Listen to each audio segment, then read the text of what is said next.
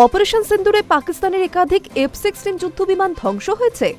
সম্প্রতি এক সর্বভারতীয় সংবাদ মাধ্যমের তরফে মার্কিন কয়েকজন আধিকারিককে এই প্রশ্নটিই করা হয়েছিল, কিন্তু সেই প্রশ্ন এড়িয়ে যান তারা। এরপরই আমেরিকার বিদেশ মন্ত্রকের তরফে ওই সংবাদ মাধ্যমকে একটি বিবৃতি পাঠানো হয়েছে। সেখানে সাফ বলা হয়, পাকিস্তানের F-16 যুদ্ধবিমান ধ্বংস নিয়ে শাহবাজ শরীফের সরকারকেই প্রশ্ন করুন। আমেরিকা যেহেতু পাকিস্তানের হাতে F-16 যুদ্ধবিমান তুলে দিয়েছে, তাই স্বাভাবিকভাবেই এই বিষয়ে তাদের কাছে খুঁটিনাটি সব খবরই থাকে। তাছাড়া বিমানগুলি পর্যবেক্ষণের জন্য পাকিস্তানে মোতায়েন রয়েছে মার্কিন টেকনিক্যাল সাপোর্ট টিম। তাদের মাধ্যমেই বিমান সংক্রান্ত খুঁটিনাটি সব খবরই আমেরিকার কাছে চলে যায়।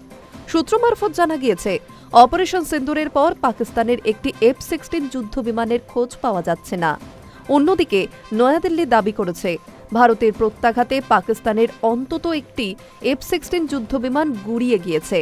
তাই ওয়াকিবহাল মহলের মতে সব জেনে বুঝেই আমেরিকা যুদ্ধবিমান ধ্বংসের প্রশ্ন এড়িয়ে গিয়েছে।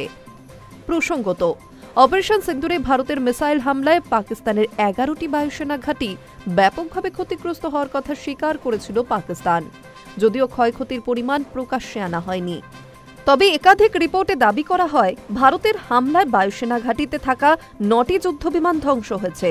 এছাড়া 2টি নজরদারি বিমান, একটি C-130 পরিবহন বিমান, 30টিরও বেশি ক্ষেপণাস্ত্র, একাধিক UAV গুড়িয়ে দেওয়া হয়। পাশাপাশি আকাশপথে হামলা সতর্কবার্তা দেওয়া একাধিক র্যাডার ও নিয়ন্ত্রণ ব্যবস্থা পুরোপুরি ধ্বংস হয়েছে এই হামলায়। এখানেই শেষ নয়, ভারতের S-400 প্রতিরক্ষা ব্যবস্থার কবলে পড়ে ধ্বংস হয়েছে পাকিস্তানের একটি উচ্চ ক্ষমতা সম্পন্ন এয়ারক্রাফটও। উল্লেখ্য, গত 22 এপ্রিল পেহেলগাঁওয়ে পাক মদতপুষ্ট জঙ্গি হামলায় মৃত্যু হয়েছিল 26 জনের। সেই মৃত্যুর বদলা নিতে 7ই মে পাকিস্তান ও পাক অধিকৃত কাশ্মীরে সন্ত্রাসের আঁতরঘরে হামলা চালায় ভারত। এই অপারেশনের নাম দেওয়া হয় অপারেশন সিন্দুর, যার জেরে দুই দেশের সামরিক উত্তেজনা চরম আকার নেয়।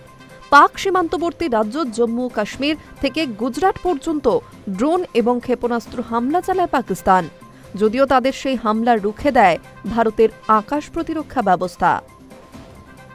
High news network.